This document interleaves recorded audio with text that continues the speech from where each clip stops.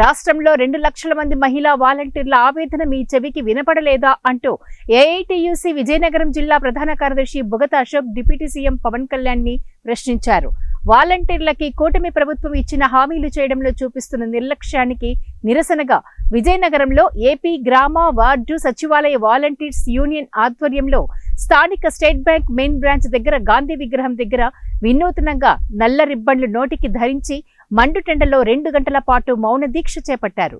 ఈ సందర్భంగా బుగత అశోక్ మీడియాతో మాట్లాడుతూ రాష్ట్ర ముఖ్యమంత్రి చంద్రబాబు నాయుడు ఉగాది రోజున రాష్ట్రంలో వాలంటీర్లందరినీ కొనసాగిస్తాం అని ఉగాది పచ్చడి లాంటి కబురు చెప్పి నేటికి 7 నెలలు అయ్యింది.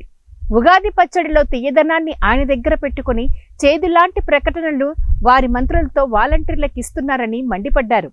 2019లో సచివాలయ వ్యవస్థ కంటే ముందుగానే వాలంటీర్ వ్యవస్థ ఏర్పాటు చేసి నిరుద్యోగ యువతీ యువకులను వాలంటీర్లుగా నియమించి వారు ప్రభుత్వ సంక్షేమ పథకాలను కార్యక్రమాలను ప్రజల వద్దకు చేరవేయడంలో ప్రభుత్వానికి ప్రజలకు మధ్య వారధిగా సేవలు చేయడం జరిగిందని అందరికీ ఇది తెలిసిన విషయమే అని అన్నారు.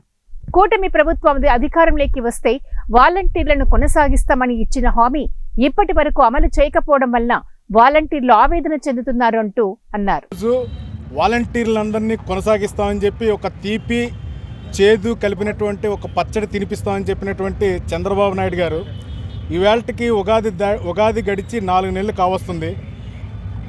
తీపి ఏమో ఆయన తినేసి చేదేమో వాలంటీర్లకు వదిలి ఈవేళ రాష్ట్రంలో ఉన్నటువంటి వాలంటీర్స్ అందరినీ రోడ్డును పడేసినటువంటి పరిస్థితి ఏర్పడుతుంది.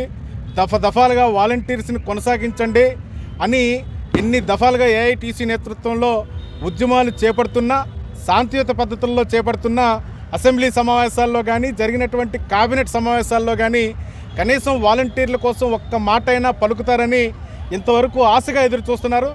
ఇంతవరకు కూడా మీ నోటి వెంట వాలంటీర్ల కోసం ఎందుకు కనీసం మీ నోటి వెంట మాట రావడం లేదు? వాలంటీర్లకి ఇచ్చినటువంటి హామీ అమలు చేయాలనేటువంటి ఆలోచన మీకు ఎందుకు కలగడం లేదని ఈవేళ మేము అడుగుతున్నాం. ఏఐటీసీగా చంద్రబాబు నాయుడు గారిని కోరుతున్నాం. అయ్యా, రాష్ట్రంలో 2,60,000 మంది వాలంటీర్లని నిరుద్యోగ యువతి యువకులుగా మార్చొద్దు. ఆ పాపాన్ని మీరు మూట కట్టుకోవద్దని ఈవేళ ఈ నిరసన కార్యక్రమం ద్వారా మేము చేపడుతున్న విజయనగరంలో. ఎక్కడున్నారు సారు మీరు ఇప్పటికైనా నోరు మెదపండి. వాలంటీర్లకు ఇచ్చినటువంటి మాటని అమలు చేయండి. వారి ఉద్యోగ భద్రత ఇస్తామని చెప్పినటువంటి మీ మాట కోసం, చంద్రబాబు నాయుడు గారి మాట కోసం ఎన్నో ఆశలు